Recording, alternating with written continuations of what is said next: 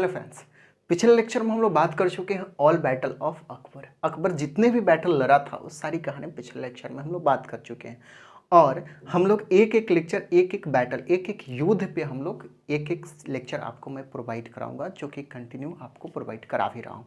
इस लेक्चर में हम लोग ऑब्जेक्टिव टाइप के जो भी क्वेश्चन बनते हैं अकबर से रिलेटेड, इस बारे में हम लोग समझने वाले हैं। इसमें बैटल नहीं होगा, रिलीजियस का कुछ कंसेप्ट होगा, रिलीजियस पॉलिसीज़ का क्या था उस पर सेपरेट लेक्चर दूंगा, इसका एडमिनिस्ट्रेशन किस तरह से था उस पर सेपरेट लेक्चर, सारी कहानी। इसमें जो ऑब्जेक्टिव क्वेश्चन ज़्यादातर बने जाते हैं उस सारी कहानी इसमें हम लोग कर लेंगे। तो चलिए शुरू करते हैं आज का लेक्चर। मैं हूं के कश्यप और प्यारा चैनल आपका IQ। चलिए हम लोग बात कर रहे हैं किसके बारे में, तो अकबर के बारे में। अकबर का जन्म जो हुआ था 1542 ईस्वी में हुआ था, एक हिंदू रूलर के अंदर में हुआ था, ये बात हम लोग जानते हैं। उसके बाद 1556 ईस्वी में ये राजा बनता है, ठीक है, राजा बनता है। उसी समय एक बैटल होता है जिसका नाम है second battle of Panipat, Panipat का द्वितीय युद्ध।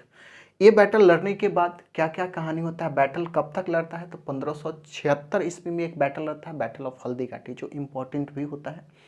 तो वो सब कहानी आप याद रखेंगे, वो ज़रूरी भी है। पहला चीज़ आप यहाँ से याद रखिएगा, ये बिकम किंग 14 ईयर्स, ये 14 साल के एज में ही क्या बन गया था, राजा बन चुका था, ठीक है, सिर्फ 14 साल के एज में। हम लोग जानते हैं कि बैरम खान जो था हुमायूं का कमांडर था। हुमायूं के मरने के बाद बैरम खान कैरी आउट किया किसको, तो अकबर को डायरेक्शन देने का काम किया बैरम खान। बैरम खान 1556 से लेकर के 1560 तक ये रहता है और 1560 में अकबर जो है इसको रिटायरमेंट देता है और ये हज यात्रा पर निकल जाता है। उसके बाद उधर मारा भी जाता है। हम लोग ये सारी कहानी जानते हैं, समझिएगा। ये 14 साल की उम्र में जब राजा बनता है तो उस समय का जो कमांडर रहता है वो कौन, बैरम खान रहता है। ये इंपॉर्टेंट बात है। तो बैरम खान उस समय का कमांडर रहता है, ठीक है, जो कि इसको गाइड करता है। अब याद रखिएगा कि बंगाल और बिहार को कब एनेक्स करता है, कब अपने अंडर मिला लेता है, तो 1576 ईस्वी में। और यही टाइम है जो कि बैटल ऑफ हल्दी घाटी हुआ था 1576 ईस्वी में। तो याद रखिएगा बिहार और बंगाल को एनेक्स्ट कब किया गया था, तो 1576 ईस्वी में। ये इंपॉर्टेंट क्वेश्चन है। प्रोक्लेम अ न्यू रिलीजन्स, एक नया रिलीजन का घोषणा किया था। हम लोग जानते हैं कि अकबर जो था सुन्नी इस्लाम को मानने वाला था। अकबर सुन्नी इस्लाम को मानने, हम लोग जानते हैं इस्लाम दो तरह का होता है, एक शिया एक सुन्नी होता है। तो ये सुन्नी इस्लाम को मानने वाला था, ठीक है। लेकिन ये जो था इसका सेकुलर टाइप का पॉलिसी हुआ करता था, ना ही किसी में ज़्यादा इंटरफेयर करता है, ना ही किसी को ज़बरदस्ती इस्लाम में कन्वर्ट करने का प्रयास करता है, ठीक है। जिसके कारण से ये सेकुलर टाइप का होने के कारण एक नया सा धर्म यहाँ से प्रोक्लेम किया, एक नया सा धर्म का घोषणा किया, जिसमें सभी धर्म का कॉम्बिनेशन, सभी धर्म का फिलॉसफी दिखाई देता था, जिसका नाम है दीन इलाही। तो इम्पॉर्टेंट बात है कि ये दीन इलाही को कौन प्रोक्लेम किया, कौन घोषणा किया, तो अकबर किया। कब किया था, तो 1581 ईस्वी में दीन इलाही का घोषणा किया था। अगर आपसे पूछा जाए कि इसका जो पॉलिसी लिया गया था कितने धर्म से लिया गया था, तो याद रखिएगा Din Ilahi combination of Hinduism, Islam, Jainism and Christianity. तो क्रिश्चियनिटी, इस्लाम, हिंदुइज्म और जैनिज्म। हिंदुइज्म का सबसे ज़्यादा कंसेप्ट उठाया था, उसके बाद इस्लाम, जैनिज्म, फिर क्रिश्चियनिटी को। इंपॉर्टेंट बात यह होगा कि फर्स्ट हिंदू कौन था जो कि दीन इलाही को एक्सेप्ट किया था, ये है बीरबल। तो इंपॉर्टेंट बात है कि बीरबल जो फर्स्ट हिंदू था जो कि दीन इलाही को एक्सेप्ट किया था, ये दीन इलाही में कन्वर्ट हो गया था। दीन इलाही में टोटल नंबर ऑफ मेंबर्स जो एक्सेप्ट किए थे दीन इलाही को, इंपॉर्टेंट बात है कि 18 ही मेंबर्स जो थे ये दीन इलाही को मानने वाले थे, ठीक है। क्योंकि हम लोग जानते हैं कि अकबर के टाइम पे एग्रेसिवली रिलीजन जो इस्लाम में कन्वर्ट चल रहा था वो धीरे धीरे से रिड्यूस कर दिया गया था, और कह सकते हैं कि ये अकबर के टाइम पे ख़त्म हो चुका था। किसी को ज़बरदस्ती किसी भी धर्म में इन्फोर्स करके उसको नहीं शामिल किया जाता था, जिसके कारण से दीन इलाही में ज़्यादा लोग को शामिल नहीं हो पाए, क्योंकि अपने मन से आना था। जिसको मन करे वो आ सकता है, नहीं मन करे तो नहीं आ सकता है। तो जो हिंदू है वो क्यों चाहेगा दूसरे धर्म में जाना, वो हिंदू में ही रहना पसंद करेगा, ठीक है। ज़बरदस्ती पहले किया जाता था, उसके पहले जो भी धर्म का ट्रांसफॉर्मेशन चलता था वो क्या चलता था, ज़बरदस्ती जो भी स्लैब्स होते थे उसको जब एक क्रिश्चियन में या फिर इस्लाम में कन्वर्ट कर दिए जाते थे। लेकिन जब अकबर के टाइम पे ये सारी कहानी बंद हो गई थी, जिसके कारण से दीन इलाही में ज़्यादा लोग जुड़े नहीं और ये धीरे धीरे से फ्लॉप कर गया और समाप्त हो गया।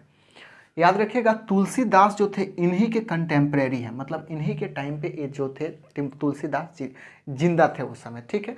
ये इनका अकबर से इनका कोई रिलेशन ऐसा कुछ नहीं था, ठीक है। लेकिन याद रखिएगा कि तुलसीदास जो कि रामचरितमानस लिखे हुए थे, इंपॉर्टेंट है रामचरितमानस, ये किसके टाइम पे जीवित थे, तो याद रखिएगा अकबर के टाइम पे ये जीवित थे, ठीक है। Akbar is consider the real founder of the Mughal empire. हम लोग जानते हैं कि बाबर जो था मुगल एम्पायर को इंडिया में एस्टैब्लिश किया था 1526 ईस्वी में, ठीक है। ये real founder of Mughal empire कौन है, तो अकबर को माना जाता है, ठीक है।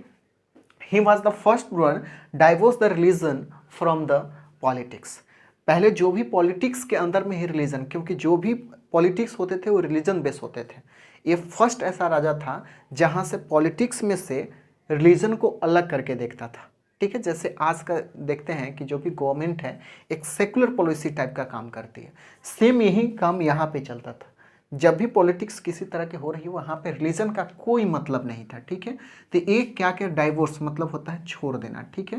तो ये पहली बार रिलीजन को छोड़ा था, किस में से, पॉलिटिक्स में से हटा करके किसी भी रिलीजन को देखता था, ठीक है। तो ये रिलीजन जो एक पॉलिटिकल फिनोमेनाज नहीं होता था, ये अपना कह सकते अपने मन से मानने वाला चीज़ था, लेकिन पॉलिटिक्स में इसको ज़बरदस्ती कुछ ऐसा नहीं किया जाता था। तो फर्स्ट यहाँ से कह सकते हैं कि सेकुलर का कंसेप्ट आने लगा था, ठीक है।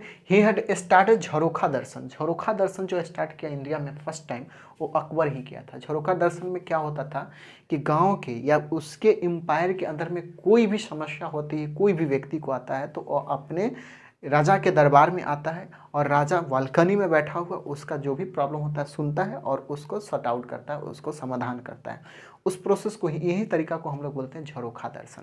तो झरोखा दर्शन जो शुरू किया था इंडिया में वो कौन, तो अकबर ही किया था, इंपॉर्टेंट बात है। याद रखिएगा एक सिटी है, सिटी कौन सा था, फतेहपुर सीकरी, जो कि इम्पॉर्टेंट है। हम लोग जानते हैं कि हुमायूं का यहाँ पे टॉम भी वहीं पे है, मतलब मकबरा भी है, बहुत सारा चीज़। ये फतेहपुर सीकरी बहुत ज़्यादा इम्पॉर्टेंट है। जब हम लोग करेंगे वेल्डिंग्स वगैरह के बारे में करेंगे हम लोग समझेंगे कि फतेहपुर सीकरी का क्या उस समय का रोल था और आज भी क्या है, ठीक है। तो फतेहपुर सीकरी सिटी जो है इसको एस्टैब्लिश किया गया था किसके द्वारा, तो अकबर के द्वारा। कब किया गया था, 1573 ईस्वी में इस सिटी को एस्टैब्लिश किया गया था और इसको आगे चल के कैपिटल बना दिया गया था, ठीक है। इतना इंपॉर्टेंट। चलिए इसके आगे चलिए ध्यान दीजिएगा। अब हम लोग रिटायरमेंट ऑफ बैरम खान। बैरम खान जो रिटायर हो गया 1560 ईस्वी में। हम लोग जानते हैं कि अकबर को डायरेक्शन देने का काम कौन करता था, बैरम खान करता था। बैरम खान को 1560 ईस्वी में अकबर क्या करता है, रिटायर करता है और भेज देता है हज यात्रा पर। हज यात्रा पे ही जाता है, वहाँ पे मारा जाता है। तो इसकी पत्नी होती है, इसकी पत्नी से फिर अकबर शादी कर लेता है, ठीक है। क्योंकि उस समय का उस तरह का रिवाज होता है, हिंदू धर्म में तो ऐसा नहीं था लेकिन मुस्लिम धर्म में दोबारा शादी का रिवाज है। तो यहाँ पे ज़्यादा दिन तक विधवा छोड़ने का कंसेप्ट नहीं था उस समय। तो बैरम खान का जब पत्नी था उससे एक क्या किया था, अकबर शादी किया उनके मरने के बाद। तो ये इंपॉर्टेंट बात है, याद रखिएगा। पूछा जा सकता है कि बैरम खान रिटायर कब हुआ था, 1560 ईस्वी में। बस इतना ही। किया कौन, तो अकबर किया। अच्छा, अबोलिश मतलब समाप्त किया रिलीजियस टैक्स, जिसको हम लोग जजिया बोलते हैं। जजिया पहले लगाए जाते हैं, कोई भी धर्म को अगर मानना है तो उसके पहले आपको टैक्स देने पड़ते हैं, अगर आप नॉन मुस्लिम है तो, ठीक है। मान लीजिए हिंदू और मुस्लिम है तो कोई दिक्कत नहीं, मुस्लिम से अलग कोई भी अगर धर्म को आप फॉलो करते हैं तो उसके लिए आपको टैक्स देना पड़ता है, जिसको हम लोग जजिया बोलते हैं, ठीक है। तो इसको ये समाप्त किया था कौन, तो अकबर समाप्त किया था 1564 ईस्वी में। ये इंपॉर्टेंट बात है। तो ये अबोलिश रिलीजियस टैक्स जो था कब समाप्त किया गया था, 1564 ईस्वी में ये समाप्त कर दिया गया था अकबर के द्वारा, जिसका नाम जजिया बोलते हैं। अच्छा, जजिया इम्पोज कौन किया था, तो याद रखिए जजिया imposed by the Qutbuddin Aibak. Qutbuddin Aibak जो था इस जजिया को फर्स्ट टाइम इंडिया के अंदर में इम्पोज किया था, मतलब इसको लागू किया था। याद रखिएगा उसको पहले जो नाम दिया जाता था इस जजिया का, खराज जजिया इसको कहा जाता था, ठीक है। लेकिन आगे चल करके इसको समाप्त किया गया किसके द्वारा, अकबर के द्वारा। तो फर्स्ट टाइम अगर पूछा जाएगा कि जजिया के इम्पोज इंडिया में कौन किया, तो याद रहे कुतुबुद्दीन ऐबक ने लाया था। और इसको समाप्त कौन किया, तो अबोलिश कौन किया, तो अकबर ने समाप्त किया था। तो ये इंपॉर्टेंट बात है। यहाँ से लेके महम अंगा वाज द फोस्टर। याद रखिएगा फोस्टर मतलब होता है जो पालन पोषण करता है, ठीक है। Foster mother of Akbar, Akbar का पालन पोषण करने वाली माँ थी, मतलब ये खास अपने मम्मी नहीं थी, लेकिन इसका जो पालन पोषण किया था वो कौन था, तो ये महम आंगा। ठीक है, महम आंगा जो है इसके फोस्टर मदर थी, मतलब पालन पोषण करने वाला अकबर का कौन था, तो याद रखिएगा मोहम आंगा थे। इन्हीं के दरबार में 9 रत्न हुआ करते थे। ठीक है, 9 रत्न जो बीरबल उसी में से एक थे, जो कि फर्स्ट इन्हें इलाही को मानने वाले थे, कन्वर्ट किए थे हिंदू में से। यहाँ इंग्लिश में इसको बोलते हैं 9 जेवेल्स ऑफ द अकबर। तो इंपॉर्टेंट बात है, तो 9 रत्न कहाँ, इन्हीं के थे। इस पर सेपरेट लेक्चर 9 रत्न पे मैं आपको प्रोवाइड कराऊंगा। देखिएगा, हम लोग जानते हैं कि 1560 ईस्वी में कौन सा बैरम खान को हटा दिया जाता है, तो कोई तो डायरेक्शन देने के लिए होना चाहिए। तो उसके बाद Akbar was the under the influence, जब 1560 के बाद में under the influence of the Maham Anga के, महम आंगा कौन थी, तो एक पोस्टर मतलब पालन पोषण करने वाली माँ थी। तो ज़्यादा जो इनके करीब थी एज अ माँ मानते थे, अकबर जो है एज अ माँ मानते थे किसको, अहम अंगा को। तो इसलिए इसके इन्फ्लुएंस में रही, कब से कब तक याद रखिएगा, 1560 से लेकर के 62, लगभग 2 साल के आसपास से इनके इन्फ्लुएंस में रही। एक और है आदम, इनके बेटा आदम खान जुंदा जो है, बेटा है किनके, तो याद रखिएगा ये महम अंगा का क्या है, बेटा है। ठीक है, ये सन है। ठीक है, तो ये दोनों के इन्फ्लुएंस में रहता है, कब से कब, 1560 से लेकर 62। उसके बाद में इंडिपेंडेंट होता है और सारी कहानी आगे चलती है। इसमें इतना क्वेश्चंस आपसे पूछे जाते हैं। इसके बाद जो मैं आपको प्रोवाइड कराऊंगा किस तरह से इसका रिलीजियस पॉलिसी था, तो हम नेक्स्ट लेक्चर में हम लोग 9 रत्न के बारे में बात करेंगे, कौन कौन 9 रत्न थे और उनका क्या इंपॉर्टेंस था, तो इस पे हम लोग बात करेंगे। तो चलिए इसमें इतना ही रहने देते हैं, फिर मिलते हैं नेक्स्ट वीडियो में। जब तक एंजॉय करें और पढ़ाई करें।